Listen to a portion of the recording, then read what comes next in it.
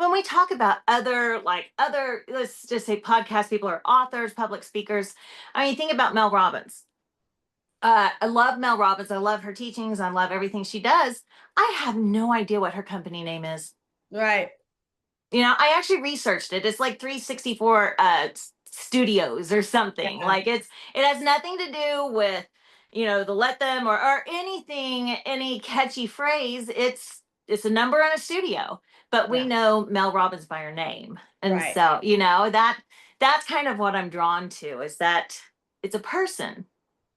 Yeah, absolutely. And what I found over my years, because I've been an entrepreneur for the past 15 years, and I know you've been an entrepreneur for so long as well, is that, like you were kind of mentioning earlier, is that we change and we grow and evolve and we're not the same people. But what I found is if we can build something, at least for me, this has worked. If I can build something that is in alignment with the things I value most to my core, those core values, that hot topic word, that hot button, and the most of a evolution that I go through, it still should be aligned because it's rooted in my values. So it could be completely different. I could go from consulting to selling noodles, but if the core connection is community and good friends and good food and good music, then it still makes sense, And that's kind Absolutely. of where I've been finding myself kind of grounding whenever I'm like, Mhm. oh my God, I don't know what to name it. I don't know what to do. I don't want to be put in a box. I try to remind myself about that. Right. But then we get stuck there. And Yeah. it's like we can't move on because it's like, well, this is so permanent that I can't make this decision. And it's like, well, what if this doesn't align with me in 10 years? What if there's who cares? It's Right. okay. This is you right now. And I think if we would allow people to change more, if we would allow them to grow and not be so judgy. And I'm like, are people actually judgy? Are we putting that on ourselves? Mm. When we shut our electric company down, it took me months to make the announcement, like to Facebook, and to my socials. It took me so long because I was so afraid that people were going to, like, oh, judge me or whatever. Or what I think it actually was, Mackenzie, is that I wouldn't be needed anymore and I wouldn't be relevant anymore. And Mm. people wouldn't need my services. And so who am I anymore? And then a big one, when we sold the company and we shut it down, it was, I'm not a business owner anymore. Who am I? And so knowing that your brand is you, but also your brand can change. Yeah. Um, because we can change. And like we were talking earlier, I'm definitely not the same woman that my husband married, even just and our marriage is pretty short, 10 years ago. I love that we've grown together. We've done things together. We've had weight loss surgery together. Together, I think we've lost 350 pounds. Wow. Um, but allowing that grow and allowing that change and knowing that your brand can change too. And it's just because we allow ourselves to change and we allow that beauty to be there and to grow and just evolve and all of those beautiful things. I mean, if you think about it, would you ever want to be, friends or be, let's just say this, be the type of person that never changed? That sounds horrible to me. Yeah. No. No. But then we're afraid of it, but actually if we could just learn to embrace it, I think we'd be a lot better. Absolutely. And I so agree with everything that you said. And a lot of it comes down to a fear of perception, right? Yeah. Like when we go and make some big announcement that we're shifting or we're pivoting or we're closing or selling, we're scared to be perceived in some type of way as a failure or someone that can't be consistent or who is Right. just can't get our shit together, whatever it is. A lot of everything. I almost believe everything routes back to some sort of fear. And I always talk about Oh, cognitive absolutely. coding, and that's what we gotta do is we've gotta learn how to reframe those fears. Oh, Um, yeah, I know. I have some friends right now going through some hard things. And I remember yesterday, she was just like, I'm spinning out. I'm freaking out. I'm so scared. And I was like, okay, let's play this game. What is the worst case scenario? And if that happened, then I said, then let's back out of that and let's see how actually we can handle that. right. And actually, that worst case scenario is very, very solvable and something we can do together. Yeah. And once we realized that, it was like, oh, okay, I can breathe. I can make it through this. There is a game plan. And even if I don't know it right now, I can figure it out. Oh my gosh. And you are just such an incredible human and you're an amazing friend. And I'm really excited for our conversation today. So I want to introduce you to everybody here that is going to be watching this either here on video on YouTube or be listening in on the podcast. So if you guys don't know me, I am Mackenzie Morris. I am a fractional CMO, business coach, visibility strategist, all the things. I help you build brands that are impossible to ignore and while embracing your authenticity. And I am here with Jean Floria, who is an amazing human. Highly recommend you connecting and following her on every single social media platform. And if you get a call with her, more props to you because you will learn so much. She will pour so much into you. Regina is a speaker, a nonprofit founder, and entrepreneur whose work centers around connection, confidence, and creating spaces where women feel seen and really supported. So obviously, we get along so freaking well because I love all of those things. She is the founder of Jean Floria LLC, a speaking and storytelling platform built on authenticity, warmth, and the belief that the best lives are built side by side. She is the founder of Workers United, a nonprofit providing scholarships and mentorship and community for women entering the skilled trades. She's a mom and a Gigi, and she really weaves real world grit with deep emotional wisdom. And her whole core message is that you do not have to do life alone. So, Jean, I am so excited to have you here. Oh, thank you for that introduction. That was so sweet. I know it's a lot in there, but thank you. And I hope I embody, every word of it and every part of what you said. Yes, I mean, knowing you personally and professionally and reading through this bio, you absolutely do embody it, and you are such an inspiration and a motivator and an empowering person to be in proximity with, and it is just so cool to have witnessed your evolution and your growth and the building of companies and the selling of companies and the transitioning and the lateral moves and all of those things, and all of this you've done with your own grit, like we said. You have built your own table. So walk us through the journey of kind of how you got to where you are now. Yeah, let's see. So I have not always been an entrepreneur. I think I've had an entrepreneur spirit always, because when I was 18, I actually sold Mary Kay. I won a car, one of the youngest car winners to go so fast. I won a car in 4 months. Nice. And at that time, that was the fastest you could because you had to have 4 months of production to show that you could keep your numbers up. And so that was 18. But also at 18, I got married. So also at 18, I had children. And so I actually think my first child may have been born when I was 19. And so, I waited a whole year. But so I was a very, very, very young mom. And I stayed home with my children for a while. I did go ahead and finish my degree. My children were a little older when I finished. And so I have three children now. One is, gosh, 29, almost 30, 26, and 21. And so when I finished my degree, I was actually expecting my last one. And so I was pregnant when I walked across the stage. And so what I used my degree was in psychology, actually, psychology and counseling. And I became a hospice counselor.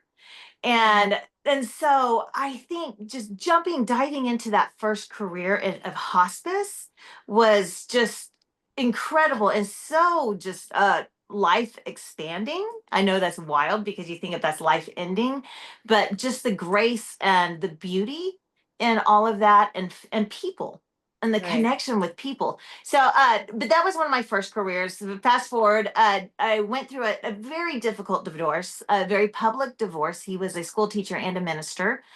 Threatened to have my children taken away, everything, and a lot of ugly details. But it wasn't anything because of me, but it's because I left my children alone with him, and he was accused of some very ugly things. Um, and when I became a single mom, the only thing I knew I could do to be able to keep the hours and do things with my children was become a teacher. And so I went ahead and I tested. I earned all of my certificates. I'm certified in English, special ed, psychology, and began to teach. that was wonderful and beautiful until my husband one day said, "We're going to start a company." I said, "We're going to do what?" And throughout the years, I had done many MLMs and selling and become successful and done things in my teaching career. And I remember it was January 1st, it was 2023. And we were going to start in the summer after I was finished teaching. And he said, "Nope, we're going to go ahead and start. Let's do this." So January 1st, we did it. From day one, we had 3 employees. I would not recommend that because both of my boys are Pressure. electricians. So it Okay. went to not just needing to provide income for one family, but for 3. Okay, And yeah. but Mackenzie, we flourished. I mean, we hit the ground running. We went hard at one point. And what's really wild, our company was only open for about 2 years. Yeah. And in our first year, we almost had 200,000 in sales. Um, and I'm sorry, I'm way under on that. We had 800,000 in sales. We were almost at $1 million Okay. our our first year. Mm, And but what I found too was going from 0 employees to 3 employees to at one point we had 10 on our payroll. And this is all within our first year. And we're having huge contracts. And because my husband's was very well known in the electrical world, still is, and he was very trusted. So we had big jobs come in fast and quick. And we woke up one night, could barely breathe, and worrying because one of our employees, one of my favorites, had 8 children, and wow. we have employees with 4 children, and the pressure of knowing I had to provide the meals and find the jobs to feed those families was a lot. Right. Um, and we realized we didn't like it. Fair. So We didn't fair. like that size. We didn't like the scale that it was at. And so when we had an offer to sell the company, my husband's licensed in many states, and they made us an offer. We were like, yes, yes, very quickly a yes. But Yeah. realized that we had the tools and had the keys to build something very successful. Um, Yeah. didn't like the stress, didn't like, all the other parts about that. But I know there are ways around that for business owners. You can have financial investors, you can have people that know, you can hire you, you know. Yeah. Having, if I would have had you by my side and just having someone, because we didn't know what Yeah. to do with our taxes, we didn't know how to do our books, or any of that. We didn't know how to even run our QuickBooks and how to put them in categories Right. correctly. So we learned so much. But what we saw though is that we had so much right. We Yeah. had our skills right. We are One of the things I can say in sales, and I can say in when you're developing things and as an entrepreneur, in in the world that we're at, we're very regulated. So especially in my things, where in trades we have inspections, we have code books, there are very strict things. So when you hire my company or the next company down the road, the service and the quality of work should be the same. I should say Mhm. should, because it's inspected. It's very regulated. So what people have to decide on is who or Right. whom they're going to purchase from. Yeah. Because you should, and that goes with anything, even with business consulting. I should be able to hire a business consultant and get good information, get good legal. I mean, because it's that's you can Google that. You can Google those steps, do 1, 2, 3, 4, but without that proper guidance and having that person that you trust to walk you through it. And so that's why I found people bought us. Yeah. People chose us because they trusted us. One of my favorite things and one of my favorite stories is we had an inspector in a small town, Oklahoma. And if you've ever watched the movies or anything and the corruption in small towns and they can get away with anything, it's true. Okay. Now we know. It You is. heard it here, folks. It is. And so we were working with a town, and it was a larger town that we were working with at first, and had a great relationship with the ladies in the coding office, and getting all of our permits. And we had 2 houses within 3 houses of each other. So we had a house here, 3 houses down is the next house. The lady said, well, when you're ready to start the next one, call us, we'll get the permit, we'll get it going, and we can, move on. Really simple job. So my son actually went ahead and started the job, called the girls, and was like, hey, we're almost finished. Can we get an inspector out here? Can we get this going? She pulled the address and she said, that's not my house.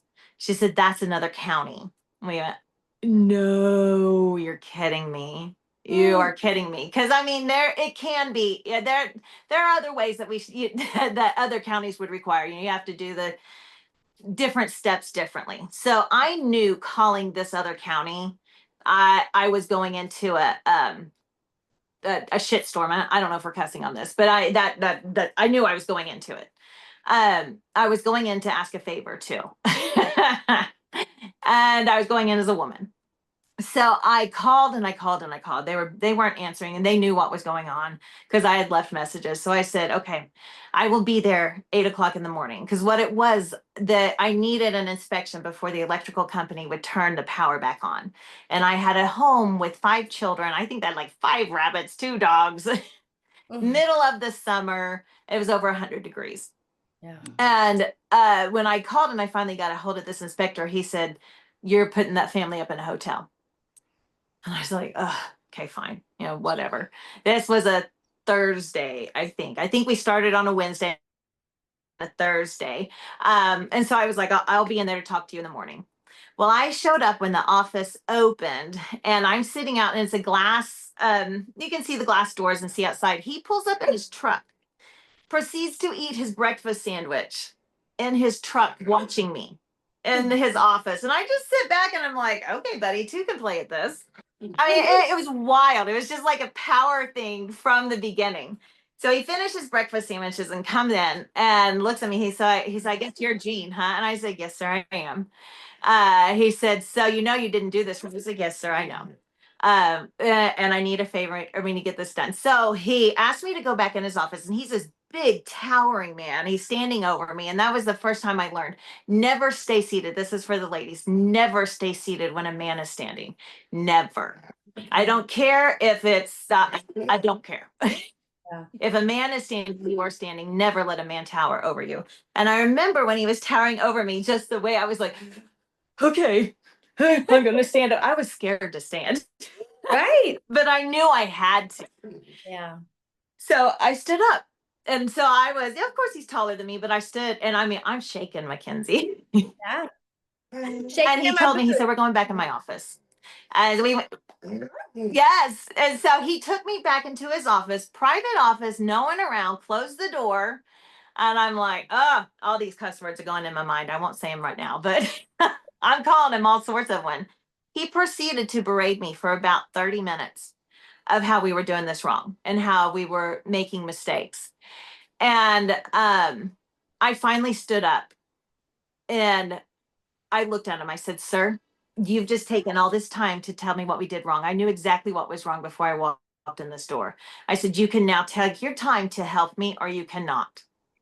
And he looked at me and he goes, legally, I have 10 days to even respond to your request. So you better figure out how you're going to pay for that family to stay in that hotel for at least 2 weeks. And and so, I mean, I had to leave. It was not, I didn't get the outcome I wanted. But you know what I did? I called OG&E. And this may be incriminating. Maybe we should take that out. But I called the gentleman and I told him what was going on, and he knew exactly. He told me the name of the inspector. He goes, are you dealing with this one? I said, yes, sir.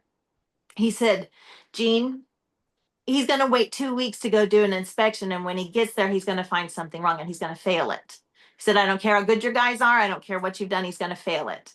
And then he's going to wait another 2 weeks. He said, if I don't come out and turn this on, he said, your family's not going to have power for probably 30 days. Ugh. And I was like, oh my goodness. And he said, but I'll be there in 30 minutes and turn your family's power on. As I can't tell you how many times that guy called and cussed me out because he showed up and he was like, why is this family's power on? And he said, you can't. I was like, hey, call OG&E.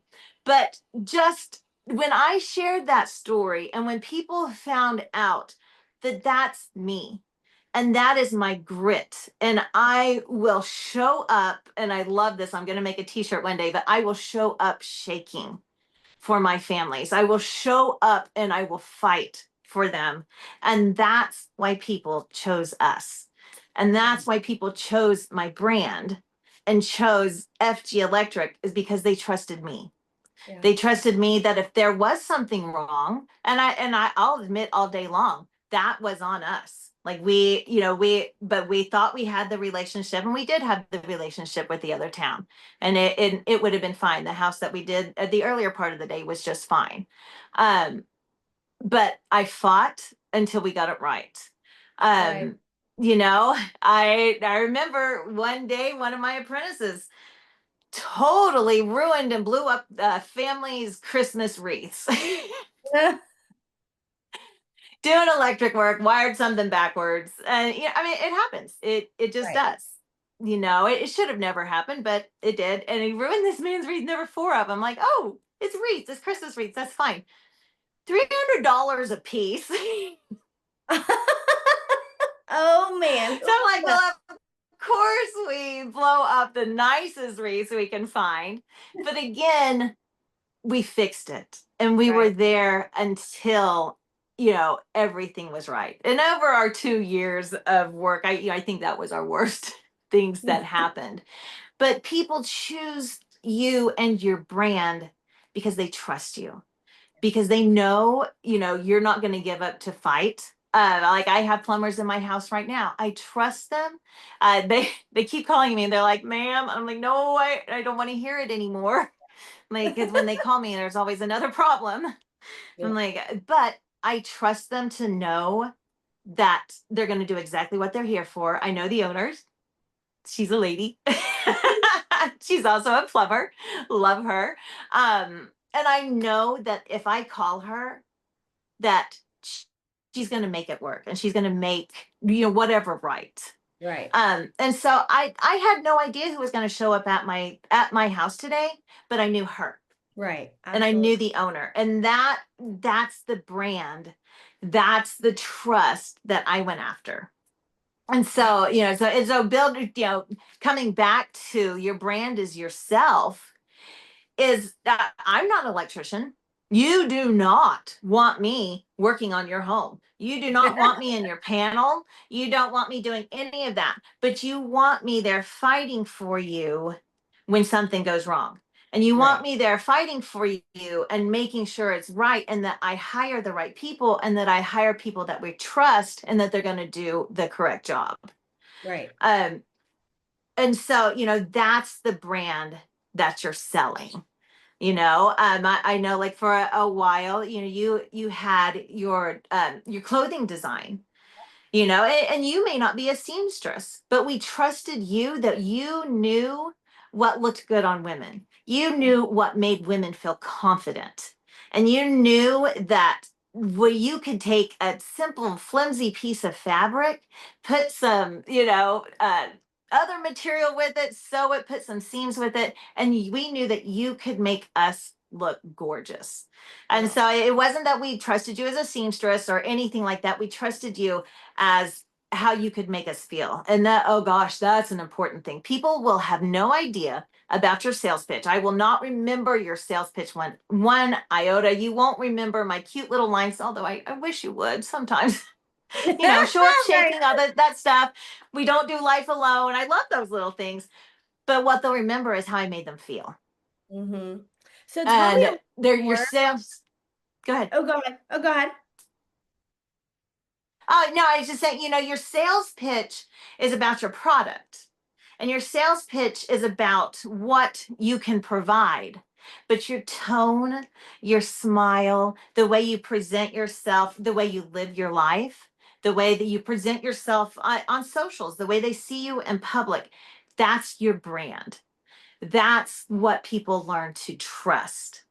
And so, it's just what I love too about it is that your brand can be anything. Yeah. Right now, I'm not an electrician. I don't own an electrical company. Now my husband, we're with a bigger company. I'm not employed by them. My husband is, but so changing that brand of I'm no longer, well, I was never an electrician, but I'm not an electrical business owner. And so now I focus more on my nonprofit, which we barely talked about that, but that Workers United. And so when I found in my electrical company, I'm hiring a little 18-year-old boys out of high school that they've never even picked up a screwdriver. They have no idea what they're doing, but I'm still paying them $20 an hour, which in Oklahoma is a good rate, especially for an 18-year-old. Mhm. And I was like, why am I not giving this to girls? Like, why aren't girls even applying? Because I was starting to meet some female electricians. They were making like 3 times what I was, but you know, who am I? It's just the business owner. One girl I tried to hire, she got 3 raises, so you're welcome. Nice. But I just realized that girls, it wasn't that they weren't welcome in the trade. It wasn't they weren't getting paid what they're worth in the trades. They weren't even getting trades offered to them. I mean, if you think about it in high school, when you got your sales, choosing your careers or what college you should go to, did anyone ever say, "Hey, Mackenzie, have you ever thought about being an electrician?" No, and I can go it's so funny because I don't even remember a job fair, but I don't know if you know this about me, but I actually did work in the trades. I worked for a construction company called United Rentals for 5 years. I do remember that, and Yep, you rocked it. Gosh, I loved it. I want to I put bad loved words in it. there so much all the You time. can, girl. You can speak the truth.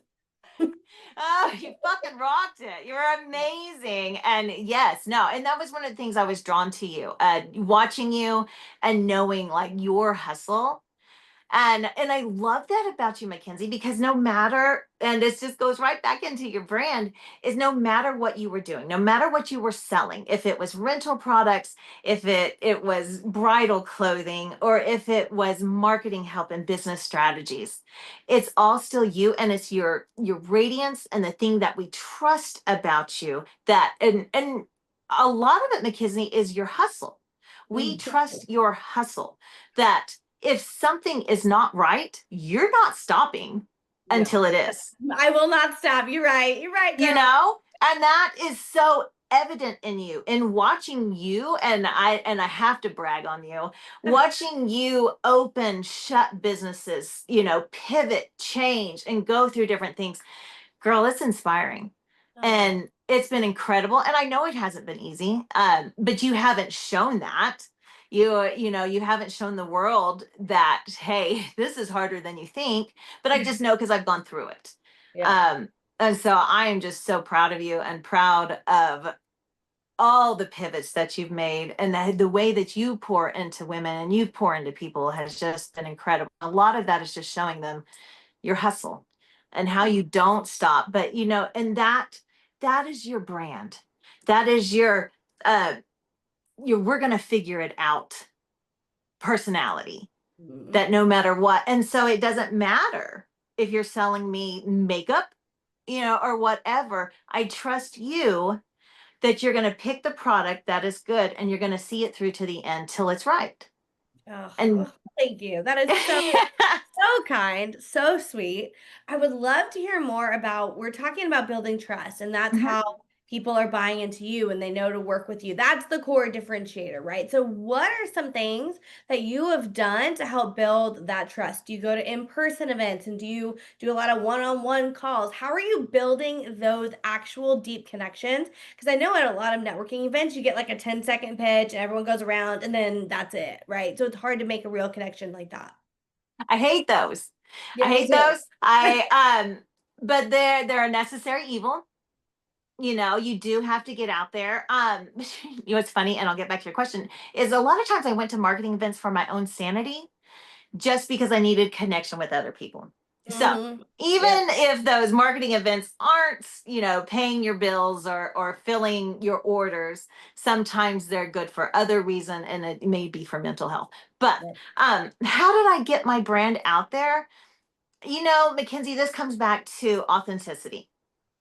when you look at my Facebook, sometimes when I tell people when they look at my socials, I'm like, oh gosh, what are they going to think? Because I'm about as raw as they get. Um, I just put it out there, and a lot of people may not think it's that raw, but for a 40, oh my gosh, I'm 49 as of last week. Okay. As a 49-year-old woman, almost 50, from a very conservative background, where my mother trained me, you didn't come out of your room in the morning till you were completely polished. Oh, And that, unfortunately, that teaches you that you have to change something in order to just show up in the world. And that's mhm, hard to change. That's hard to alter in your mind, to be like, you know what, no, I don't have to change anything about me to show up. right. And so I have learned to be authentic. And what I have found is so many other people, if I'm experiencing it, probably more than more, there's other people experiencing it too. I'm not that unique. Yeah. I mean, I like to think I am, and I like to think that I'm wild and out there, but I'm really not. The threads that we have through humanity that keeps us all the same and keeps us together is wild. But so if I'm experiencing something, other people more than likely are going through that too. So Mhm. just putting myself out there as authentic as possible, so people know. I mean, if I look on someone's socials and they are perfect all the time, I don't trust them. I don't Look, trust them at all. fake bitch. No, love it. Because I'm like, there's no way. But it's also too, I can't identify with that.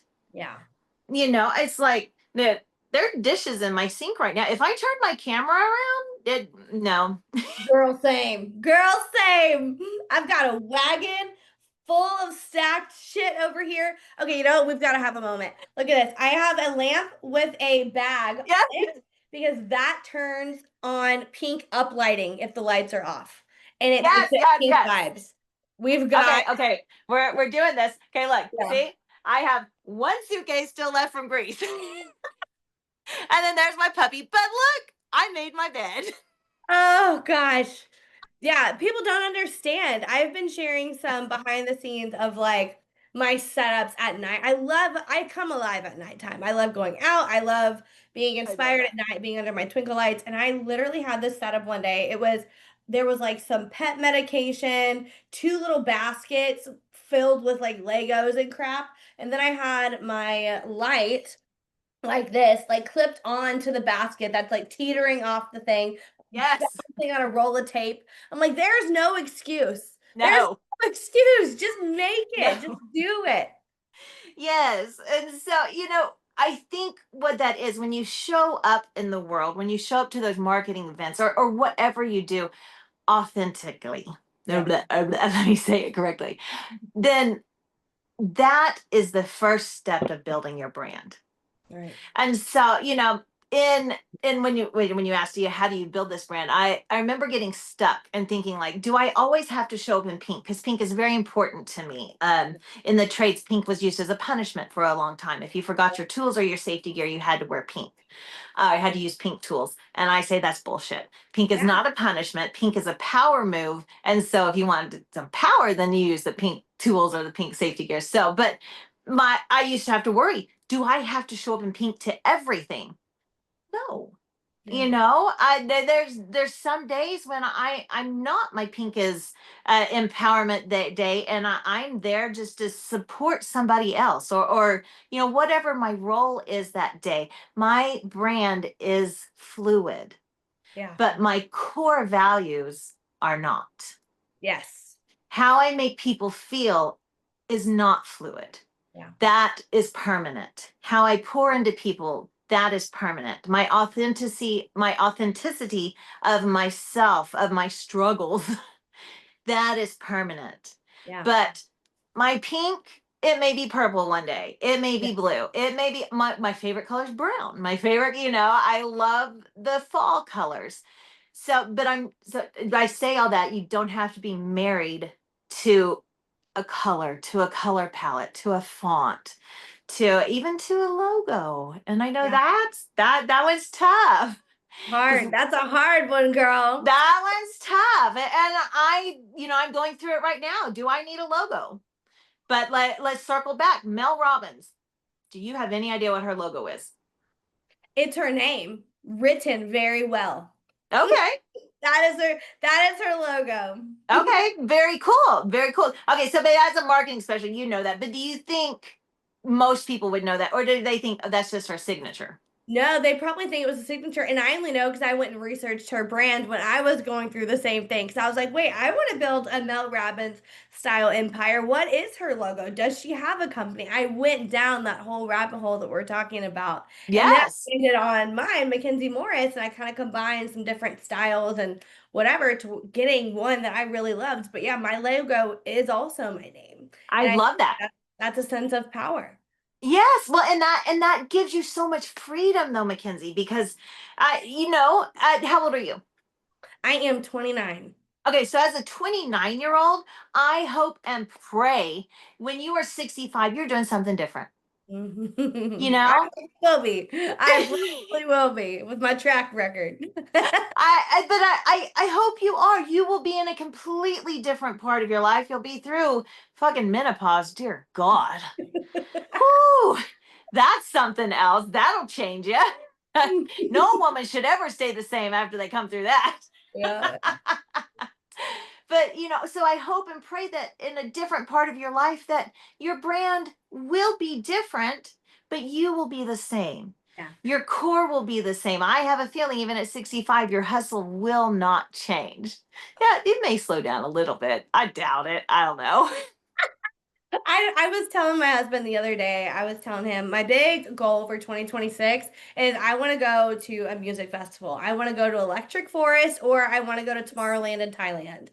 Oh, And cool. he's Okay. not down for the music festival thing. And I'm like, well, if you don't want to go, I'll find someone that will. Yeah. And we're gonna Group go of girls. and do that. Yes, yes, I'm absolutely here for it. But what's so cool is I was like, I really think I will be the 45 the 50-year-old at the concerts at the raves doing that because I love it and I come alive with it. Absolutely. And it's so funny because a lot of times whenever people are trying to show up online or when they're just trying to figure out how to exist outside of online, right? Because one, a lot of people don't even know that they have a personal brand. Everyone has a personal brand. PSA, you are your personal brand. If you are living and breathing and you have a heartbeat, you have a personal brand. That's just a Yes. fancy way of saying people know who you are and it's what you put out into the world. Right. And And it's how it's people it makes people form opinions about you. yeah, And so I promise you, people have opinions about you that you don't even know, and that they have formed their brand for you. And yes, so, unless you do things to be active about, building your brand or forming your brand, people will just, and then it goes back to that authenticity. They're going to watch your life and they will form opinions about you. And right, so when you are marketing and you are branding yourself, you are giving yourself opportunities to help shape those opinions. right. And so, think about it. When is the last time you walked into a room and you locked eyes with someone and they lit up? And they were genuinely happy to see you. And I know you do this to people. And so I have experienced that with you, and your eyes light up, and it's just like, I'm so happy to see you. But that feeling that you get, that's your brand. That Right, feeling that you make other people feel about you, that's your brand. That's your core. And that's what makes people choose if they're going to work with you, if they're going to purchase from you. And so mhm, I know, even as a teacher, I made sure that my eyes lit up, and I had to work on it. I mean, there were days I didn't want to see those kids. right. There were days I'm like, look, you need to stay home. Like, me and you I'm aren't going to get fine. along today. So But yeah, tell high me, school special ed's a whole nother thing. But oh my God, I couldn't imagine. So all of this is kind of reminding me, and it's bringing me back to kind of what we had casually mentioned in the very beginning Mhm. about people waiting for permission to show up and to Girl. have a seat at the table and to basically have permission to be themselves, to go for their dreams, and why people feel like they have to have permission and maybe how to stop it. So I realized one day, I was very anxious. It was a pretty bad mental health day. Just an anxiety, and that's another thing. Menopause coming, you know, and you don't realize it. You think you're going crazy because people don't tell you, your doctors don't tell you, but anxiety is a huge thing of menopause. And I remember I did not enjoy that day. I didn't at all. Things got a little bit better, but that anxiety and things stuck around. And I came to the point where I realized, you know what? My days are happening. The world is going on. Time is taking place. Time is moving forward, whether I'm enjoying myself or not. And so, if I could just figure out a way to enjoy this, if I could figure out a way to give myself permission to enjoy my days, give myself permission that I can take the steps that I need to do to fix myself. I needed to go to the gym more often. I needed to make sure and follow up with my doctor when I was having more anxiety. I needed to do some other things, but I right now there's a in my point in my life, I'm very people depend on me a lot. Mhm. I'm helping with my granddaughter, my mother, my aunt, my sisters. Like I have a lot of people that I help with, and realizing that I was the only person that I needed to give myself permission to take care of myself in the midst of all of that. Yeah. And it was just like, oh, I didn't need my mom's permission. I didn't need my husband's permission. I didn't need anybody Right. except for mine. And it came down to it was like actually people really didn't care what I did. Yeah. It was just myself keeping me from it. And what I have found, women in the trades, the doors are open. We just really haven't been invited. And so Yeah. but it's like, you don't need an invitation. You don't need someone to tell you, hey, you can come. You walk in those doors and you tell them why they need you. And it is just like, that permission thing gets me because I when researching for this, it was wild, Mackenzie. It kind of caught me back because it said 84% of women, and this was a very recent study, I think within the last 2 years, had to ask permission from a male person in their life to have a job outside the home. And I was like, 84? And so, but that one kind of struck me back, and that could Right. be worded differently. When you are a couple or when you make decisions in your home, you have to come together. You have to make decisions with your spouse, and so maybe yeah, that it wasn't so much permission, but we had to decide together. But I do still think there are people and women that still do feel trapped, and they do have to ask permission. But that's a whole nother topic. That's Right. don't get That's me another started on that episode one we like can that. talk about later.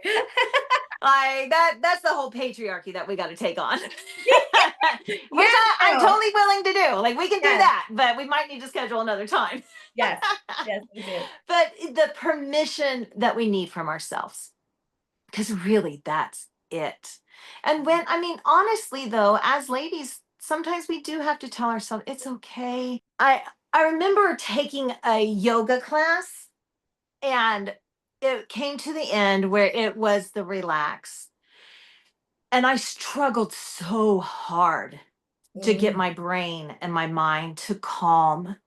And it came down to that, you know what? This is for me. I yeah, have to figure this out for me. And right, it was giving myself permission to relax, giving myself permission to not worry about everything that was going on outside of that room for 30 minutes. Hey, right. stop. Can you see my booby? He's beautiful and precious. Oh, he is beautiful. Wow. Oh, I he's love a it. he's a sweet golly. He's a golden retriever collie. Oh, that's cute. Oh, But yeah, but no, just that you absolutely do not need permission. And sometimes you also absolutely, I say that word a lot. have to build your own seat.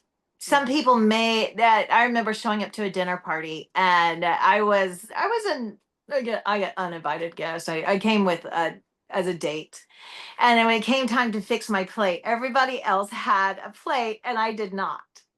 And that feeling of, I'm not feeling welcome Right. and not I was like not invited. I mean, there were some weird dynamics. I'm pretty sure the wife, had a crush on my husband, all that stuff, but it was weird. Uh, but you know what I did, Mackenzie? I looked her, I said, "Hey, where are your plates?" And I Mhm. went over to the cabinet and I got one out myself. Good. Because I was like, you know what? You may not have made a place for me, but I'll put a place at my own table. It'll be fine. Yeah.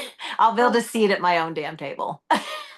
I love it. And I think the core message with all of this comes down to the worthiness of like you are worthy Mm, to be welcome, to be enjoyed, to yes. take time for yourself, and to think that you're worth taking care of. And I think a lot of times that's Yeah. on the back burner. And for me, I've started going out and working out at 9:45 or 10:30 at night because that's when I have time.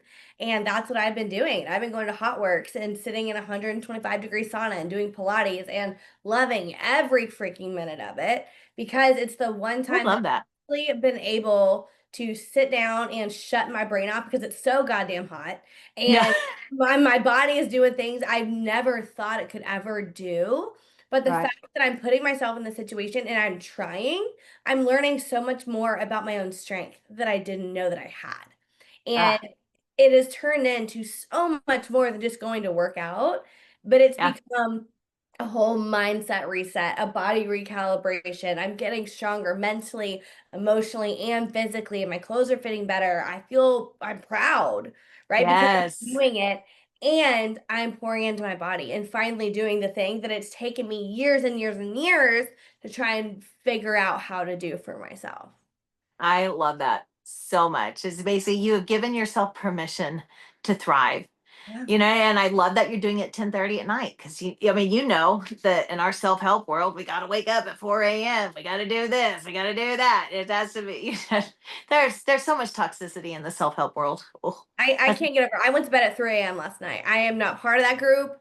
I'm a night no, owl. I like to go out. I get triggered when someone tells me they go to bed at 8 o'clock. You might go to bed at 8. I don't think you do, but I don't know what it is, but there is something about the personal development space that trickles into the entrepreneurship space that creates this whole facade that you have to show up in a certain way. You need to get up at 5, right. drink matcha, and do the Yes. yoga, and then go to a networking, and then be on the call and wear your little suit and whatever. I'm like, okay, no, I don't No, subscribe to any of that. And I'm no. about energy. And the new space that I created was called The Hype, and it's backed by lasers and rave music and all of the things that I freaking love because it's energy. I And love that so I love much. all of it. And I think that's coming all the way full circle to kind of wrap us up is bringing us back to that personal branding and who you Yeah. are, what you love, what you value, and how you can package that up in a nice, neat little package to present into the world. But then when you're ready to change it, you can open it up and redo it again. And I think, It absolutely is. Yeah. And even more than that, it should. yeah, Your brand should be fluid. The world changes, nothing stays the same. If it does, it's stagnant and that's gross. yeah. And if you look at like Motorola or Samsung or Macintosh, all Mhm, of these companies, most of them did not start out in the tech world. One of them started out mhm. selling noodles.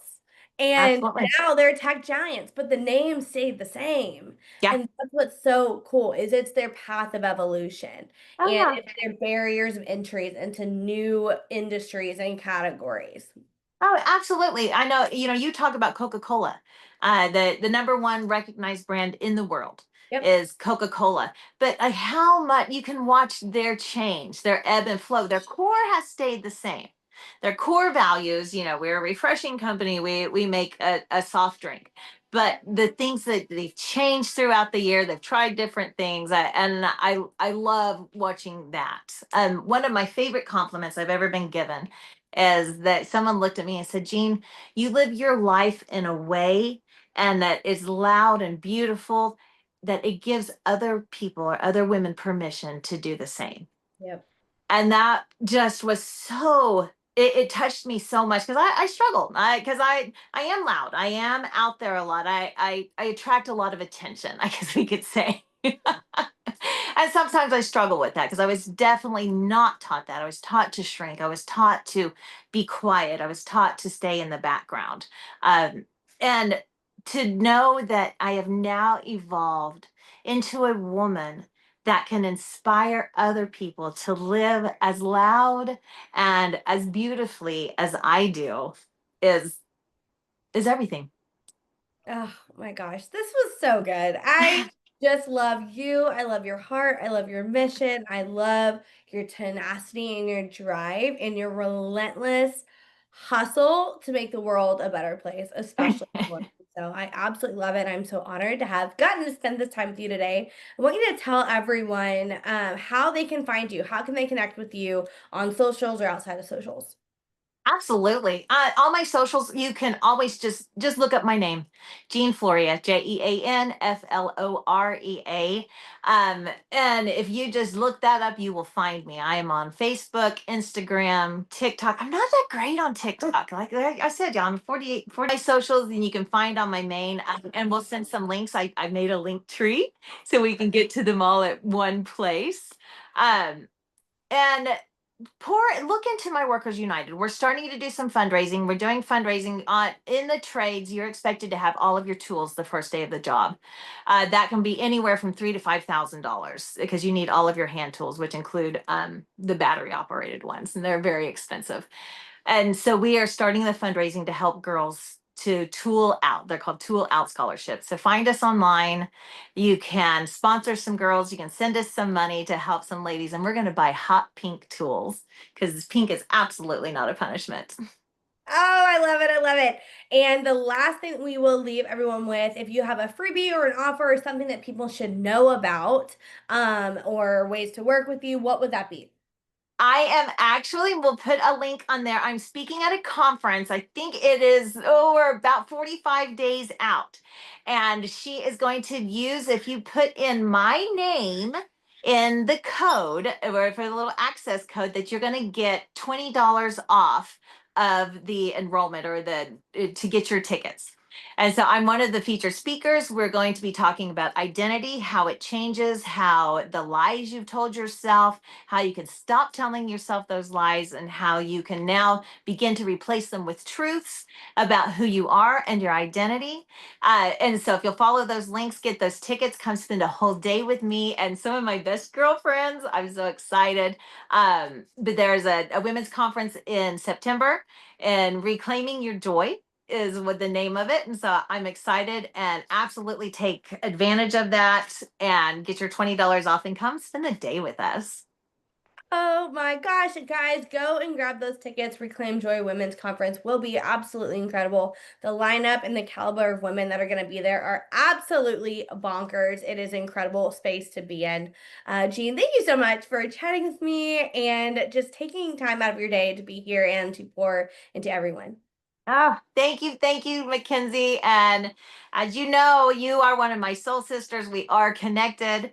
I don't know how we're going to end up in the world together one day, but we will.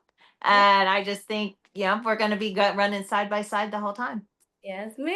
Oh, thank you so much. I love you, dear. Thank you.